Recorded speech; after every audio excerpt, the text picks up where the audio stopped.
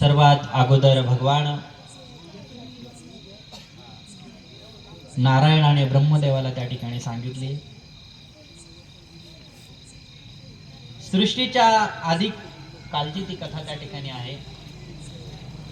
सृष्टी निर्माण होण्याच्या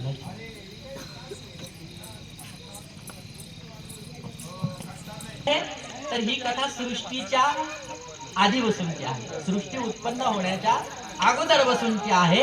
हीच कथा नारायणाने ब्रह्मदेवाला त्या ठिकाणी सांगितली। सृष्टी निर्माण होण्याच्या अगोदर ना आकाश होतं, ना पृथ्वी होती, ना सूर्य होतं, अगदी काहीच नव्हतं। जेव्हा चराचरच नव्हतं तेव्हा भगवान परमात्म्याचं काय होतं?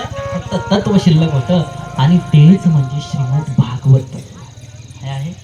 भागवत भागवत भागवत या शब्दाचा खूप सुंदर अर्थ आहे, सांगेल मी पुढे तुम्हाला, जसं ओघात येईल ना तसं सांगेल तुम्हाला।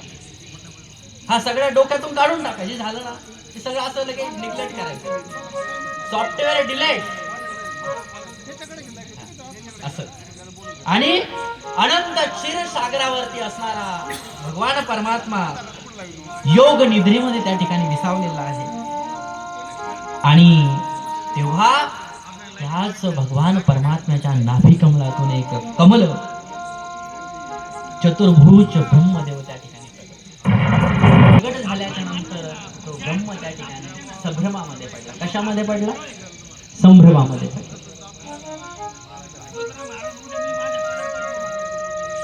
कशामध्ये पडला?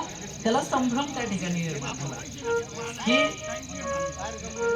ही सृष्टी कशी करायची, कोणी करायची, त्या ठिकाणी मी कोण, मी कशासाठी, माझा जन्म झालाय कशासाठी, तुमचा देखील जन्म झाला, तुम्ही देखील ब्रह्म आहात। काय आहात तुम्ही? ब्रह्म आहात। आणि तुमचा जन्म म्हणून एक ब्रह्म त्या ठिकाणी जन्म झालेला। आणि तसंच ब्रह्मदेवाला वाटलं की अरे माझा जन्म कशासाठी झालाय? तुम्हाला वाटलं का असं कधी? वाटलं का कधी? जन्म कशासाठी झालाय याचं कधी वाटलं का? तसं ब्रह्मदेवाला वाटलं। आणि ब्रह्मदेवाला वाटल्याच्या नंतर